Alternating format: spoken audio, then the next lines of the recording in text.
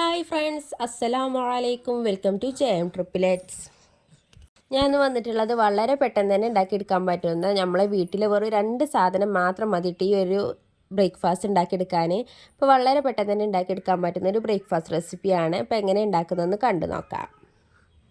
ഞാനിവിടെ ആദ്യം ഒരു മിക്സിൻ്റെ ജാർ എടുത്തിട്ടുണ്ട് കേട്ടോ. അതിലേക്ക് 1/2 കപ്പ് വെള്ളം ചേർത്ത് കൊടുത്തിട്ടുണ്ട്. അതിനുശേഷം അതിലേക്ക് 1 കപ്പ് അരിപ്പൊടി ആട്ടോ ചേർത്ത് കൊടുക്കുന്നത്. സാധാ അരിപ്പൊടിയാണ്, നമ്മൾ കടയിൽ നിന്നൊക്കെ വാങ്ങിച്ചെടുക്കുന്ന അരിപ്പൊടിയാണ് കേട്ടോ. ഇനി അതിലേക്ക് അടുത്ത് ചേർത്ത് കൊടുക്കുന്നത് 1/4 കപ്പ് തേങ്ങ ചിരകിയതാണ്. അതും കൂടി ചേർത്ത് കൊടുത്തതിന് ശേഷം ഇനി ഇതിലേക്ക് ചേർക്കാൻ പോകുന്നത് ചെറിയ ഉള്ളിയാണ് കേട്ടോ. ഞാൻ 5 ചെറിയ ഉള്ളിയാണ് ഇവിടെ എടുത്തിട്ടുള്ളത്. അത് വളരെ ചെറിയ ഉള്ളി ആയതുകൊണ്ടാണ് കേട്ടോ. അല്ലാന്നുണ്ടെങ്കിൽ 3 എണ്ണം എടുക്കാം. അതും കൂടി ചേർത്തതിന് ശേഷം നല്ലോണം ഫൈനായിട്ടൊന്ന് അടിച്ചെടുക്കാം കേട്ടോ.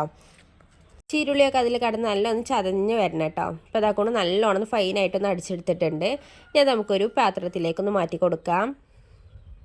അപ്പോൾ അതാണോ ബാറ്റർ നല്ല ഒരു തിക്കായിക്കാട്ടോ വന്നിട്ടുള്ളത്. ഇനി ഇതിലേക്ക് കുറച്ച് വെള്ളം ഒഴിച്ച് കാണ്ടൊന്ന് ലൂസാക്കി എടുക്കണം.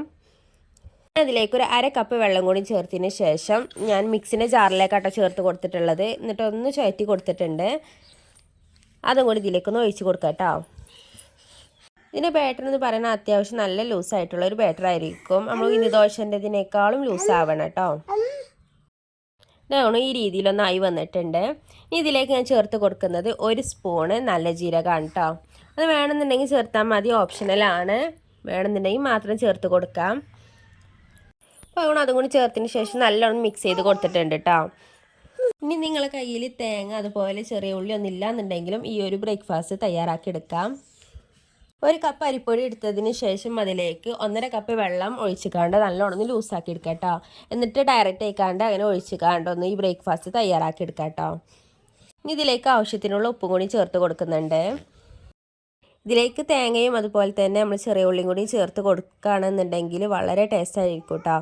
നമുക്ക് ഇതിലേക്ക് കറികളൊന്നും വേണ്ട, നല്ല ചൂട് ചായൻ്റെ ഒപ്പം കഴിക്കാൻ പറ്റുന്ന ഒരു അടിപൊളി ബ്രേക്ക്ഫാസ്റ്റ് ആയിരിക്കും കേട്ടോ അത്. നമുക്ക് ഓരോന്നായിട്ട് ചുട്ടെടുക്കാം. അതിന് ഞാനിവിടെ ഒരു പാൻ എടുത്തിട്ടുണ്ട്. പാൻ നല്ല ചൂടായതിന് ശേഷം അതിലേക്ക് ഓരോ തവീച്ച് ഒഴിച്ച് കൊടുക്കാം കേട്ടോ. ഇതുപോലത്തെ പാനിലല്ല എന്നുണ്ടെങ്കിൽ ഇരുമ്പ് ചട്ടിയിലൊക്കെയാണ് ഉണ്ടാക്കണമെന്നുണ്ടെങ്കിൽ ജസ്റ്റ് ഒന്ന് ഓയിലൊന്ന് സ്പ്രെഡ് ചെയ്ത് കൊടുക്കാം കേട്ടോ. എന്നിട്ട് വേണ്ടത് ഒഴിച്ച് കൊടുക്കാൻ.